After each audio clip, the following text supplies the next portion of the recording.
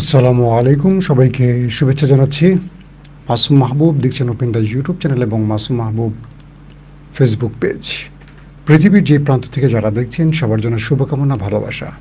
দর্শক, যদি দেখতে এবং শুনতে কোনো সমস্যা না হয় আমাকে একটু কমেন্ট করে জানাবেন যে আপনারা ক্লিয়ার দেখতে এবং শুনতে পাচ্ছেন কিনা। আপনাদের জন্য বেশ কিছু ব্রেকিং খবর আজকে আছে। ব্রেকিং বলবো কারণ ইরান তার সারপ্রাইজ দেখাতে শুরু করেছে এবং যুদ্ধের ময়দানে শুধু নয়, ইরান তার খেলা দেখাচ্ছে কূটনীতির চ্যানেলেও। এবং আমেরিকা ইরানের কাছে আবারও ধরাশায়ী। আর বাংলাদেশ প্রসঙ্গে থাকবে বেশ কিছু খবর। প্রিয় দর্শক, হরমুজ প্রণালী নিয়ে ইরান এবং ইতালির মধ্যে টেলিফোনে কথা হয়েছে। ইতালির আমরা সেই বিষয়টা একটু আপনাদের হালকা আগে জানাই, তারপর বাকি খবরগুলো যাব। ইতালির পররাষ্ট্রমন্ত্রীর মতে, অর্থাৎ ইতালির পররাষ্ট্রমন্ত্রী অ্যান্তোনিও তাজানি বুধবার ইরানের পররাষ্ট্রমন্ত্রী সৈয়দ আব্বাস আরাকচির সঙ্গে ফোনে কথা বলেছেন। ইতালির পররাষ্ট্রমন্ত্রীর মতে ওই টেলিফোন আলাপে তিনি এবং তার ইরানি প্রতিপক্ষ হরমুজ প্রণালীর মধ্য দিয়ে যান চলাচলের জন্য একটি পথ নির্ধারণের বিষয় ইরান ও ওমানের আলোচনা নিয়ে কথা বলেছেন এবং আরাকচি এ ব্যাপারে ব্যাখ্যা দিয়েছেন। ইতালির পররাষ্ট্রমন্ত্রী আরও লিখেন যে টেলিফোনে আলাপে লেবানন নিয়েও আমাদের মধ্যে আলোচনা হয়েছে। অর্থাৎ ইরানকে আস্তে আস্তে হয়তোবা বিভিন্ন পক্ষ থেকে সমর্থন দিতে বাধ্য থাকবে। পাশাপাশি আজকে দুপুরে আরেকটি তথ্য আপনাদের দিয়েছিলাম, সেই সংবাদটা আরেকবার আপনাদের বলি। হুতিরা আবার লোহিত সাগরে অ্যাটাক করেছে। বলা হচ্ছে ইয়েমেনের সশস্ত্র বাহিনী তারা বুধবার ঘোষণা করছে যে তারা উত্তর লোহিত সাগরে ইয়ানবুর অদূরে সৌদির তেল ট্যাঙ্কার ওয়াফাকে একাধিক ব্যালিস্টিক ক্ষেপণাস্ত্র দিয়ে আঘাত করেছে। তারা বলছে যে উত্তর লোহিত সাগরে সৌদির যে ট্যাঙ্কার ওয়াফা সেটি তাদের নির্দেশ অমান্য করে লোহিত সাগর ব্যবহারের চেষ্টা করে, যেটা হুতিদের অবরোধের মধ্যে ছিল, নিষিদ্ধ টাইমের, সেটাকে লক্ষ্য করা হয়ে অ্যাটাক করা হয়। 22 জুলাই থেকে সৌদি আরবের উপর নৌ অবরোধ শুরু হওয়ার পর এটি অষ্টম সৌদির জাহাজে আক্রমণ।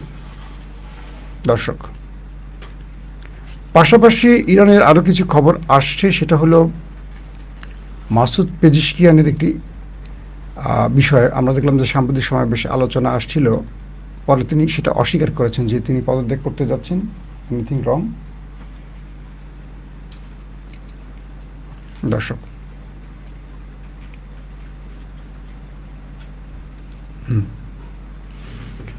মূল খেলাটা হচ্ছে কোথায় আসলে? আমেরিকা যখন ইরানের সাথে দ্বিতীয় দফা যুদ্ধের জন্য এসছিল, তখন আমেরিকাকে ইসরায়েল এইটুকু ভরসা দিয়েছিল যে তারা এই যুদ্ধে জয়লাভ করবে এবং এই যুদ্ধ জয়লাভের জন্য আমেরিকা তার পুরো পরিকল্পনা সাজিয়ে মধ্যপ্রাচ্যে প্রবেশ করে। কিন্তু ইরান ততক্ষণে আমেরিকার টোটাল গেম প্ল্যান পরিবর্তন করে দেয়। কীরকম? মধ্যপ্রাচ্যে পূর্বের যে অ্যাটাকের ধরন ছিল ইরানের, দ্বিতীয় ফেজে এসে ইরান তার মাত্রা পরিবর্তন করে। তো ইরানের প্রথম দফার আক্রমণটাকে আটকাবার জন্য পরিকল্পনা তৈরি করে মার্কিন, কি বলবো, তাদের যে সেন্ট্রাল কমান্ড, যুদ্ধ যারা মনিটর করছে বা যুদ্ধ যারা চালান তারা। কিন্তু ইরান দ্বিতীয় ফেজে এসে আক্রমণের পরিবর্তন আনে কীরকম? তাদের মিসাইলের পরিবর্তন আনে।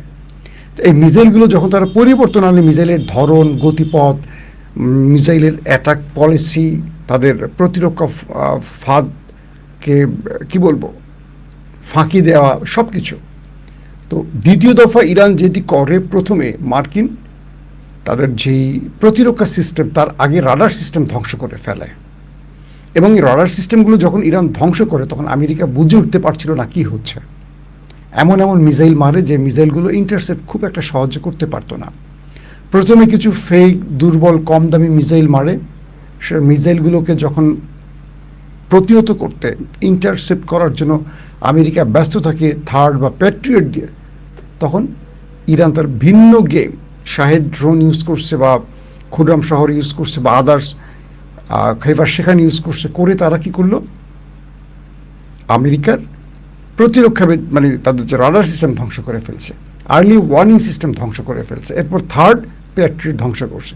তো আজকে আমেরিকার অনেকেই বলছেন যে ইরানের সাথে এই যুদ্ধে আমেরিকা যত অভিজ্ঞ বড় দেশ হোক না কেন, কৌশলে আটকে গেছে, পাশাপাশি কূটনীতিতেও আটকে গেছে। কীরকম কূটনীতিতে আটকে গেছে? আমেরিকা এতবার চিল্লাচিল্লি করে, ডোনাল্ড ট্রাম্প এতবার চিৎকার করেও এখন পর্যন্ত নেটো কিংবা ইউরোপীয় সাহায্য পায়নি। ইসরায়েল ছাড়া আমেরিকাকে একটি দেশ সাহায্য করে নাই, একটি দেশও না।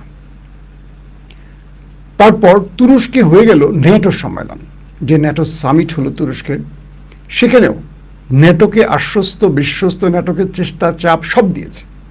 ইউরোপকেও ট্রাম্প বুঝিয়েছে এই যুদ্ধে তার অবস্থা বা তার জয়ের সম্ভাবনা বেশি, কি করবেন সব জানালেন। আজকে আমেরিকাকে দিয়ে কিছু মেসেজ বাংলাদেশকেও দেব। ইউরোপ এতটা বোকামি করেনি এবার। ইউরোপ বুঝতে পারছে যে আমেরিকা আসলে ইসরায়েলকে রক্ষায় বা ইসরায়েলকে বাঁচিয়ে রাখার জন্য যুদ্ধটা করছে, যেটা আমেরিকা স্বয়ং জনগণই সাপোর্ট করছে না। তো ইউরোপ শুনে গেছে, ন্যাটো শুনে গেছে, কিন্তু সাহায্যে এগিয়ে আসেনি। ন্যাটো সম্মেলনের পরপরই আমেরিকা হঠাৎ করে ইরানে আবার অ্যাটাক শুরু করে। এরপর ইরান এত শক্ত জবাব দেবে এটা আমেরিকা কল্পনা করেনি। মধ্যপ্রাচ্যে থাকা মার্কিন প্রত্যেকটা ঘাঁটিকে একদম ভাঁজ করে ফেলে ইরান। শেষ পর্যন্ত তাদের মিসাইল, থার্ড প্যাট্রিয়ট যে অ্যান্টি মিসাইলগুলো প্রায় 80% শেষ হয়ে যায় ইরানকে মোকাবেলা করতে গিয়ে। কিন্তু ইরান একটার পর একটা মিসাইল, ড্রোন তার স্টোর থেকে, তার মাটির গুহা থেকে বের করে। আমেরিকা অবাক যে ইরানের কাছে আছে কত, এত মারি, এত শেষ করি, এত স্টোরেজ ধ্বংস করি, কিন্তু ফুরায় না কেন? মার্কিন গোয়েন্দা মাধ্যমগুলো আমেরিকাকে বলল যে তাদের কাছে আসলে যে হিসেব ছিল সেই হিসেবের বাইরে অগণিত মিসাইল, ড্রোন ইরানের কাছে আছে, যেগুলো তথ্য তাদের কাছে নাই। অর্থাৎ মাটির নিচে কয়টা পৃথিবী বানিয়ে রেখেছে ইরান এটা জানেই না আমেরিকা। এখন ট্রাম্প কি করবেন? যেহেতু এতদিন তার একটা তথ্য ছিল, ধরেন ইরানের কাছে 100 মিসাইল আছে, আমরা 90টা শেষ করছি আর 10টা আছে, তাহলে আমরা বিজয়। কিন্তু ইরান যখন দেখতেছে যে বেরই করতেছে একটার পর একটা, কারণ এখন আমেরিকা টেনশনে পড়ে গেছে। কাতার এবং পাকিস্তানকে দিয়ে আবার একটা যুদ্ধবিরতি করলো। এর মধ্যে আবারও তারা জর্দানি এবং কুয়েতে ভারী অস্ত্র মোতায়েনের চেষ্টা করলো, যুদ্ধ বিমান আনলো, ড্রোন হাবিজাবি আনা শুরু করলো। ইরান দিল সারপ্রাইজ অ্যাটাক। এক অ্যাটাকে দিলে সেগুলো আবার ধ্বংস করে, যুদ্ধ ছাড়াই ইরান নিজে অ্যাটাক করে সেগুলো ধ্বংস করে দিল। ট্রাম্প গেল মহাবিপদে পড়ে। তারপর ঘোষণা দিলেন একটা বৃহৎ অ্যাটাক করবেন, ইসরায়েল আমেরিকা মিলে পুরো ইরানকে মাটির সাথে মিশিয়ে দেবেন। ইরান বলল ওকে ফাইন, আসো, তাহলে পুরো মধ্যপ্রাচ্যের মাটির সাথে মিশিয়ে দেব, তোমার ঘাঁটি মাটি কিচ্ছু থাকবে না। ট্রাম্প তার জনগণকে বলল দ্রুত দেশ ছাড়ো, মধ্যপ্রাচ্যে যত মার্কিনীরা আছে দেশ ছাড়ো। আরবরা বলল তুমি তোমার জনগণ নিয়ে, তোমার ঘাঁটি নিয়ে সরে যাচ্ছ, আমার দেশের কি হবে? আমার দেশ থেকে যে তুমি আক্রমণ করে আমাকে বিপদে ফেলছো, এখন আমার দেশের কি হবে? পরে সকল রাষ্ট্র মিলে ট্রাম্পকে চেপে ধরলো। এক রাতের নাটকীয় উত্থান পতন সব মিলে ট্রাম্প তার যুদ্ধটা আবারও স্টপ করলো। ইরানকে বলল আসো এবার আলোচনা করি। ইরান বলল ফাইন, আমার সাথে আলোচনা লাগবে না, তুমি তোমার মধ্যস্থতাকারীকে আশ্বস্ত করো, কারণ আমি তোমাকে বিশ্বাস করি না। তুমি এখন আলোচনা করবে, একটু পরে আক্রমণ করবা, তুমি আমার সাথে আলোচনার যোগ্য নও। এই পরিস্থিতিতে ইরান আর আলোচনায় বসলো না, কিন্তু ট্রাম্প এখনো বলে যাচ্ছে যে আমার সাথে দেশটির কথা হচ্ছে, এই হচ্ছে সেই হচ্ছে, বুগিযুগি। কিন্তু ইরান বলছে না, আমরা আমেরিকার সাথে কোনো চ্যানেলে কথা বলছি না, বাট আমাদের কাছে কিছু প্রস্তাবনা আসছে, সেই প্রস্তাবগুলি আমরা ভেবে দেখছি। কিন্তু যে আমরা আমেরিকার সাথে বসবো না, কারণ আমরা আমেরিকাকে এই বিষয়ের জন্য বিশ্বাস করি না। তারপর আমেরিকাকে ইগনোর করে, পাশ কাটিয়ে ওমানের সাথে চুক্তি করে ফেললো ইরান। কি চুক্তি? হরমুজ প্রণালী এখন এই দুটো দেশের কন্ট্রোলে থাকবে, একটা দেশ দিয়ে ঢুকবে, একটা দেশ দিয়ে বেরোবে। সকল জাহাজ, কার্গো ট্যাঙ্ক যা যা আছে, তেল বা জ্বালানি বা পণ্য নিয়ে একটা দেশ দিয়ে ঢুকবে, একটা দেশ দিয়ে বেরোবে। ইরান দিয়ে ঢুকবে, হরমুজ দিয়ে ওমান দিয়ে বেরোবে, অথবা ওমান দিয়ে ঢুকবে, হরমুজ দিয়ে ইরান দিয়ে বেরোবে। তাহলে কি হবে? এই দুই দেশ যৌথ মেনটেন্যান্স ফি নেবে, তারা নিরাপত্তা দেবে, সকল সামগ্রিক বিষয়ে দুটো দেশ দেখবে। এই দুটো দেশ যে টোল পাবে বা যেই মেনটেন্যান্স চার্জ পরিষেবা পাবে, সেটা দুটো দেশ ভাগ করে নেবে। এটাই ছিল ইরানের মূল গেমটা। এই গেমে এখন ট্রাম্প দেখে তার কোনো অবদান কিচ্ছু নাই। ট্রাম্প এখন পড়ছে মাইনকাচি পায়, কারণ সাগরটা হলো ইরান এবং ওমানের, একটা পাশ ইরান, একটা পাশ ওমান। তাহলে এখানে আমেরিকার কাজটা কি? আমেরিকার কোনো কাজটা, ইরান বলছে তুমি এখানে কে, তুমি 10,000 মাইল দূর থেকে এখানে আসছো কেন, গো তুমি চলে যাও, তোমাকে এই অঞ্চলে আমরা আর দেখতে চাই না।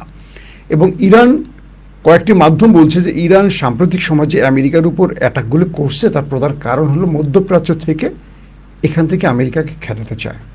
কয়েকটি তথ্য আসছে এরকম যে ইরান আমেরিকাকে যে মারছে, মুসলিম বিশ্বের বেশ কয়েকটা দেশ ইরানকে নেপথ্য থেকে সাপোর্ট দিচ্ছে। এটা হলো সবচেয়ে বড় খুশির খবর আপনাদের জন্য। মানিটা কি আসলে?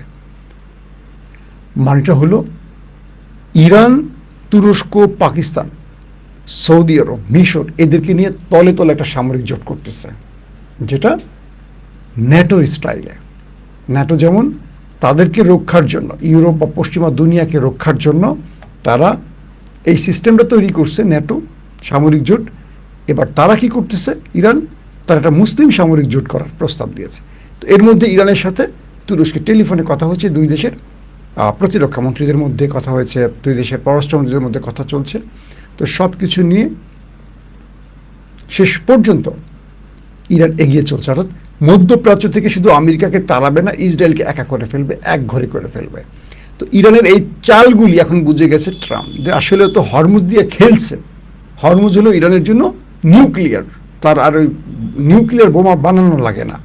সে যে নিউক্লিয়ার, হরমুজকে দিয়ে নিউক্লিয়ার খেলা খেলছে, এতে পুরো বিশ্ব থমকে গেছে, অবাক হয়ে গেছে, পরাজিত হয়ে গেছে আমেরিকার মতো শক্তিশালী দেশ। দর্শক, তো ইরানের এক চালে আমেরিকা এই লড়াইতে পুরোপুরি পরাজয় নিয়ে শেষ পর্যন্ত ফিরে যাচ্ছে। শীঘ্রই তাদের মধ্যে আবারও আলোচনা হবে এবং আমেরিকা এই যুদ্ধে আর কিছু পাচ্ছে না। তবে ইরান আশ্বস্ত করছে আমেরিকাকে, 60 দিন আমরা কোনো পরিষেবা বা টোল নেব না, 60 দিন পর থেকে আমরা এটা নেওয়া শুরু করব। এখন আমেরিকার এইটুকুই অর্জন, ইরান 60 দিন নেবেন, এখন টোল পিটাবে। আমি ইরানকে বাধ্য করেছি 60 দিনের জন্য টোল নিতে। ভাই, আপনি বাধ্য করেন নাই। ইরান তো এই জন্মে কখনোই টোল নেয় নাই। 60 দিন পর থেকে যে ইরান টোল নিবে, এই টোলে ইরানের রিজার্ভ বা বিলিয়ন বিলিয়ন ডলার যে ঢুকবে, দেশটার অর্থনীতি আবার চাঙা হবে। এই অর্থনীতি চাঙা হওয়ার ফলে কী হবে জানেন? ইরানের ঘরের মধ্যে কি ভয়ঙ্কর ভয়ঙ্কর অস্ত্র তৈরি হবে, যেটা আমেরিকা ইসরায়েলের ঘুম হারাম করে ফেলবে। দর্শক, আরেকটি গুরুত্বপূর্ণ খবর, দেখি এটা বেশি বড় করে ফেললাম কিনা। জেরুজালেম বিষয়ে যৌথ অবস্থান গঠনের জন্য জর্দানে আরব ও মুসলিম পররাষ্ট্রমন্ত্রীদের বৈঠক। জর্দান, মিশর, সৌদি আরব, আলজেরিয়া, তিউনিসিয়া, পাকিস্তান ও ইরাকের পররাষ্ট্রমন্ত্রীরা জেরুজালেমে ইসরায়েলের বিষয়ে সিদ্ধান্ত নিতে একটা জরুরি বৈঠক ডেকেছেন এবং সেখানে ফিলিস্তিন রাষ্ট্রের প্রতি সমর্থনপূর্ণ ব্যক্ত করেছেন। একটা ভালো খবর এটি। জেরুজালেমের ভিতরে, অর্থাৎ যা কিছু ইসরায়েল করছে, এটার বিরুদ্ধে এই রাষ্ট্রগুলো আজকে এই বৈঠকটিতে বসছে এবং তারা একটা স্বাধীন ফিলিস্তিন গঠনে কি কি করা যায়, এই বিষয়গুলো নিয়ে আলোচনা করেছে। দর্শক, আসেন বাংলাদেশ প্রসঙ্গে এবার কিছু খবর দিতে চাই। আমি একটা ভিডিও আপনাদের দেখাই, দেখেন তো আপনাদের ভিডিওটা দেখতে ভালো লাগে কিনা, আগে একটু বলে নেই। আচ্ছা, আপনারা বলেন তো বাংলাদেশের জুলাই এক দফার ঘোষককে? কমেন্ট করেন, আমি আপনাদের কাছ থেকে একটু কমেন্ট আশা করি। আমি চাই এই কমেন্টগুলো বাংলাদেশের রাজনীতিবিদ যারা রাজনীতি করেন তারা একটু দেখবেন। বাংলাদেশের প্রতিটি গণমাধ্যম মোটামুটি পুল তৈরি করে এবং তারা সেই পুলে সবসময় ভোটাভুটি করে। আপনারা দেখবেন কি ভোটাভুটি করে, যে আপনি এটার পক্ষে না বিপক্ষে, এটার পক্ষে না এটার সমর্থনে, মানে এরকম দেয় না। একটা ভিডিও দেখেন আপনারা, আপনাদের সবচেয়ে প্রিয় একজন ব্যক্তি, বাংলাদেশের এই মুহূর্তে সবচেয়ে জনপ্রিয় এবং সবচেয়ে প্রিয়, শুধু আমার ছাড়া সবার প্রিয় বোধহয় ব্যক্তিটা। আসেন আমরা তাকে এক নজর আমাদের ভিডিওতে আপনাদের দেখানোর চেষ্টা করি। সেই প্রিয় ব্যক্তিটার মুখ, এখন অবাক হচ্ছেন যে কার কথা বলছি। বাংলাদেশে শুধু আমি ছাড়া সবাই তাকে ভালোবাসে। সেই ব্যক্তিকে আমি এক নজর দেখাতে চাই। আসেন। তিনবার বলছে আমতা তিনবার বলছে না, এই আমি ব্যবসা করি ধরলেন তাহলে লাভ হইল না? এইভাবে কেমন ধরবেন, কেন ধরবেন? সে আপনাকে আমতার বলছে, আপনি তারা কলার ধরলেন, তাই আপনি তো নগদই তো তার মানে ই করে দিচ্ছেন, মানে আপনি আমার কলার ধরছেন, আমি তো আপনি কলার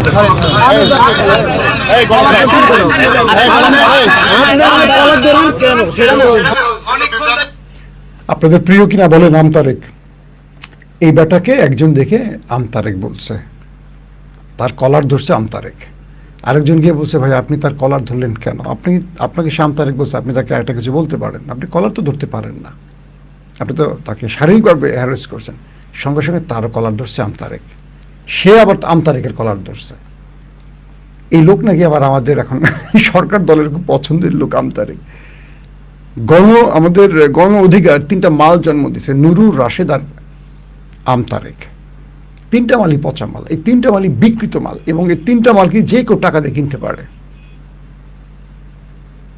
আর কিছু বলার আছে? আজকের জুলাইয়ের একটি ডকুমেন্টারি প্রদর্শনী আমাদের রাষ্ট্রপতি, আমাদের খুব প্রিয় মানুষ মেজর হাফিজউদ্দিন আহমেদ, তিনি প্রধান অতিথি হিসেবে গেছেন। স্বরাষ্ট্রমন্ত্রী ছিলেন, ইশরাক হোসেন ছিলেন, আখতার হোসেন, অনেকে ছিলেন। প্রোগ্রামটার উপস্থাপনা করছিল আমাদের রাজনীতির দিলদার রাশেদ। যখনই রাশেদ দাঁড়ায় ডায়াসে সবাই ভুয়া ভুয়া স্লোগান দেয়। ইন্টারেস্টিং ব্যাপার, জুলাই ডকুমেন্টেশন, সে জুলাই ডকুমেন্টেশনে আবু সাঈদের কোনো ছবি নেই, তথ্য নেই। প্রেসিডেন্ট দাঁড়িয়ে বললেন আবু সাঈদ হলো জুলাইয়ের প্রতিচ্ছবি। আবু সাঈদের ছবি নেই কেন এই ডকুমেন্টারি? এটা কোনো ডকুমেন্টারি হয় নাই। বললেন বেগম জিয়ার কোনো ছবি ছিল না। তো বেগম জিয়া এই গণ আন্দোলনের মূল রূপকার। বেগম জিয়া বাংলাদেশের মানুষকে একটা আন্দোলনে উজ্জীবিত করতে আজকে যে তরুণরা নেমেছে তার প্রধান স্বপ্নদর্শী হল বেগম জিয়া। তিনি গণতন্ত্রের জন্য লড়েছেন, আপোষহীন নেত্রী হিসেবে জেল খেটেছেন, আপোষ করেননি না ভারত না ইন্ডিয়ার সাথে। তার কোনো তথ্য ছিল না। সবাই এখন একজনকে তেল মারতে ব্যস্ত। রাজনীতিটা কত ভয়ঙ্কর বুঝতে পারছেন? আগে কি হতো স্লোগান, খালেদা তারেক, এরকম না? এখন খালেদা মাইনাস হয়ে গেছে যেহেতু সে মরে গেছে। ওই ডকুমেন্টেশনে দেখানো হয় বাংলাদেশের যে জুলাই অভ্যুত্থানটা হলো, বিপ্লবটা হলো, তার এক দফার ঘোষক ছিলেন তারেক রহমান। এই ইস্যুতে ব্যাপক শোরগোল হয়, ভুয়া ভুয়া স্লোগান হয়, ধাক্কাধাক্কির অনেক ঘটনা ঘটে, ইশরাক ধমক দেয়, বিভিন্নভাবে পুরো প্রোগ্রামটা হসপস হয়ে যায়। প্রশ্ন হলো 2 বছর আগের যে ইতিহাস আমরা দেখেছি বা আমরা যার সাক্ষী, আমাদের সামনে যদি এই ইতিহাস বিকৃত করা হয় তাহলে সঠিক ইতিহাস 71 ইস্যুতে এ জাতি কি জানল? খুব সিম্পলি একটি প্রশ্ন করছি, যেই ঘটনা আমার নিজের ছেলে দেখেছে, আমার নিজের ছেলে সাক্ষী, তো এই ইতিহাস আপনি পাল্টাবেন কি করে? 24-এর ইতিহাস আগামী 50 বছর তো পাল্টাতে পারবেন না। আজকে যে ছোট সে তো কালকে বড় হয়ে আরও ইতিহাস সবাইকে বলবে। চোখে দেখা একটি ইতিহাস পাল্টে দিলেন, কানে শোনা সাক্ষী হওয়া ইতিহাস। তাহলে 71 সালে 54 বছর আগে যে ইতিহাস রচিত হয়েছে জিয়াউর রহমানের ঘোষণার মধ্য দিয়ে এবং বীর বাঙালিদের লড়াইয়ের মধ্য দিয়ে, আত্মত্যাগের মধ্য দিয়ে, সেই ইতিহাস নিয়ে কত রকম জোচ্চুরি বদমাশি ভণ্ডামি হয়েছে কল্পনা করেন। তার মানে আমরা পাঠ্য বইয়ে যে ইতিহাস পড়ছি তার কত অংশ বিকৃত, কতটুকু সত্য এখন বুঝবো কি করে? এই জাতিকে আল্লাহ হেদায়েত দান করুন। কারণ আমার বিশ্বাস যারা তারেক রহমানকে জুলাই যুদ্ধের এক দফার ঘোষক বানাচ্ছেন, তারেক রহমান এই বিষয়টি কখনো জানতেনও না। মানে তারেক রহমানকে নিয়ে যে এই ডকুমেন্টেশনের নাম ঢুকে তাকে যে ইচ্ছাকৃত পচানো হলো, এটা তারেক রহমান নিজেও হয়তো জানতেন না। কেউ হয়তো অতিমাত্রায় চামচামি করতে গেছেন, অথবা তারেক রহমানকে বিতর্কিত করার জন্য কৌশলী কাজটি করছেন, যদি এটি সরকার পক্ষ করছে। একটা বিষয় কি, রাজনীতির সবচেয়ে বড় জিনিস হলো চামচামি। ধরেন 2 জন ব্যক্তি একটা জায়গায় বা একটা দলের নেতা, যখনই একজন ব্যক্তি দল থেকে আউট হয়ে যায় বা পদবি পায় না, তার পিছিয়ে যে লাখো কর্মী আছে তারা দেখবেন ঠাস করে সুইং করে আরেক দলে চলে গেছে, মানে আরেক নেতার পিছনে চলে গেছে, ওই নেতা একা হয়ে যায়। আবার দেখবেন যে নেতা এতদিন ভাত পায়নি হঠাৎ করে পদবি পাইছে, দেখবেন রাশেদের পিছনে একটা লোক খুঁজে পাওয়া যেত না। আমার নিজের মনে আছে রাশেদ বা গণ অধিকাররা যে আন্দোলনগুলো করতো, 70% 80% জনগণ দিত জামাত শিবির। তাদের কাছ থেকে চাইতো যে আমাদের কাছে জনশক্তি দেন, কারণ এদের কোনো লোকজন তো নাই। আজকে রাশেদ দেখেন কোথায় হিট করে। এটা হলো রাজনীতির সবচেয়ে খারাপ জায়গা। রাজনীতিবিদদের বিশ্বাস করবেন না, এদের কথায় কখনো জীবন দিবেন না। দেয়নি তো মানুষ। 15-16 বছরে জামাত বিএনপির ডাকে কেউ নামতো রাস্তায়, ওদের দলের লোকের নামতো, সাধারণ মানুষ নামে নাই। সাধারণ মানুষ নামছে আমাদের এই নাহিদদের ডাকে, নাসিরউদ্দিন পাটোয়ারি, সার্জিস হাসনাত, আসিফদের ডাকে। নেতাদের ডাকে নামে না। কাউকে চিনি তো নাই, ছেলেদেরকে আমরা চিনতাম, তাদের ডাকে নেমে গেছে, অজস্র মানুষ প্রাণ দিয়েছে, রাজনৈতিক নেতাদের ডাকে নামে না। আসেন 1 জুলাইয়ের আমাদের এক ত্যাগী পরিবারের ছোট্ট একটা বক্তব্য আপনাদের শোনাতে চাই। এই বক্তব্যটা আসলে আমি শেষ করতে চাইবো এই ভিডিওটা দিয়ে। এখন জুলাইয়ের যে ইতিহাস নতুন করে লেখা হচ্ছে, সেই ইতিহাস আমি জানি না তারেক রহমানকে যারা পচালেন এই কৌশলে, এটা কিভাবে মানে এই বিষয়টিকে এখন তারেক রহমান নিবেন, এটা আবার মাথায় একটা প্রশ্ন। একটা দলের তিনি একটা ভাইটাল পদে ছিলেন বা তিনি রাষ্ট্রের এখন প্রধানমন্ত্রী, তাকে মানুষ এইভাবে তার দলের লোকরা পচালো, এটা আসলে মানে স্বাভাবিক। আন্দোলনে আমি আমার ভাই আরো আমাদের যারা জীবন দিচ্ছে, আমরা সবাই মাইল করছি দেশের জন্য। আমরা আর কেউ জীবন দিতে আসবো না, দেশের জন্য কেউ জীবন দিবেন না। আমি ছাড়া আমার মায়ের দুনিয়াতে এখন কেউ নাই। আমি এখন ঘর থেকে বের হলে আমার মা সবসময় ভয়ে থাকে, আমার মা সবসময় ভয়ে থাকে। কই আমি তো দেখি না আমার মায়ের পাশে দাঁড়ানোর জন্য কাউকে, বা আমার পাশের জন্য দাঁড়ানোর কাউকে আমি দেখি তো না। আমার তো একটা ভাই নাই, আমি তো ফোন দেই, কই আমার ভাই তো আর এখন ফোন রিসিভ করে না। আমার মা ফোন দেয়, আমার ভাইয়ের একটা ফোনের অপেক্ষা থাকে, ভাই কই, কাউকে তো দেখি না। সবাই সবার মতো সবকিছু নিয়ে ব্যস্ত। আমরা অনেক আশাবাদী নিয়ে জুলাই সনদের জন্য, গণভোটটার জন্য আমরা ছিলাম। আমাদের এগুলো আপনারা নষ্ট করেন না। একজন ভাই হারানো বোন কাঁদছে, যারা জুলাইয়ের লড়াইয়ের মাঠে ছিল, তার ভাই হারিয়ে গেছে সারা জীবনের জন্য। তার বোন কাঁদছে আর বলছে জুলাই ধ্বংস করে দিয়েন না। তারা গণভোট দিয়েছে, জুলাই সনদের বাস্তবায়ন দেখতে চান। রাষ্ট্র কোন দিকে হাঁটছে আর বিপ্লবীরা কোথায় গেছে, এই কথাগুলো বলতে আসলে ভালো লাগে না। কেন ভালো লাগে না জানেন? এই কথাগুলো হাসিনার আমলে আমরা বলতে বলতে তিক্ত বিরক্ত হয়ে পরে একদম থেমে গেছি, যে রাষ্ট্র যেদিকে যা যাক। এদেশের জনগণ যদি ঠিক না হয়, রাষ্ট্র কিভাবে ঠিক হবে? এত প্রতিশ্রুতি, এত ওয়াদা যদি বাস্তবায়ন না হয়, কি লাভটা হলো আমাদের? আজকে ইতিহাসের পাতায় পাতায় যদি বিকৃতি কিংবা অসচ্য মিথ্যা ঢুকে যায়, তাহলে সেই ইতিহাস লিখলে বা পড়লে কি লাভ এই জাতির? ক্রেডিট ছিনতাই করার রাজনীতি খুব খারাপ। বাংলাদেশের প্রতিটা মানুষ যে সত্য জানে, তার বিপরীতে দাঁড়িয়ে আপনি যদি একটা মিথ্যা ইতিহাস লেখেন, আপনি জাতির কাছে ভিলেন হয়ে যাবেন। 2 বছর আগে ঘটে যাওয়া প্রত্যেকটা ঘটনা মানুষের চোখের সামনে এখন জলজল করে ভাসছে। এর মধ্যে যদি আপনি আবার জাতিকে নতুন ইতিহাস শেখাতে চান, বোঝাতে চান, পড়াতে চান, জাতি আপনাকে সত্যবাদী না মিথ্যাবাদী হিসেবে চিনবে। এটা 54 বছর আগের মিথ্যা কোনো ঘটনা নয়। আপনি 71, আমি দেখিনি, আমার জন্ম হয়নি, আপনি যা বলেন আমি তাই শুনি। সত্য কি মিথ্যা কতটুকু জানি না। 24 তো আমি দেখেছি, আমার সন্তান দেখেছে। আশা করব একটা সুন্দর বাংলাদেশ গড়ার জন্য বাংলাদেশের সব পক্ষ এক হবেন। তারেক রহমান যে কথাটা বারবার বলেন, যে জুলাই অভ্যুত্থান বিএনপির না, কারো দলের না, সবার। এদেশের আম জনতা, মেহনতি মানুষ, শিক্ষক, ছাত্র, প্রত্যেকটা মানুষের ত্যাগের বিনিময় জুলাই। এখানে কোনো মাস্টার মাইন্ড নেই, তারেক রহমান বলছেন। অথচ দেখেন সেই দলের লোকরা তারেক রহমানকে পচাচ্ছে কীভাবে, ডকুমেন্টেশনে বিকৃত করে। আবু সাইদের ছবি নেই, বেগম খালেদা জিয়ার ছবি নাই এই ডকুমেন্টেশনে। এটা আমাদের জন্য লজ্জার। যারা নিজের ঢোল পিটাতে চান বা যারা নিজেকে ইতিহাসের হিরো বানাতে চান, মনে রাখবেন ইতিহাস কেউ নিজেরটা নিজে লেখে না, ইতিহাস লেখে অন্যরা। আপনি নিজেকে ভিলেন বানাবেন যদি নিজেকে নিয়ে মিথ্যাচার করেন। এ দেশের জনগণ যদি আপনাকে হিরো বানায়, আপনি হিরো। যেমন আমাদের শহীদ ওসমান হাদির হিরো, সে কখনো মরবে না, প্রতিটি মানুষের হৃদয়ে আছে। যেমন শহীদ প্রেসিডেন্ট আমাদের জীবনে, আমাদের এই জাতির হিরো বেঁচে থাকবে। যেমন বেগম খালেদা জিয়া আমাদের হিরো। এই দেশের মানুষের সার্বভৌমত্বের এক কি বলবো অতন্ত্র প্রহরী ছিলেন বেগম খালেদা জিয়া। ইতিহাস আপনাকে লিখতে হবে না, দেশের মানুষের রক্তের সাথে ইতিহাস মিশে যায়। এই ইতিহাস মিথ্যা দিয়ে গোছানো যাবে না। আল্লাহ হাফেজ।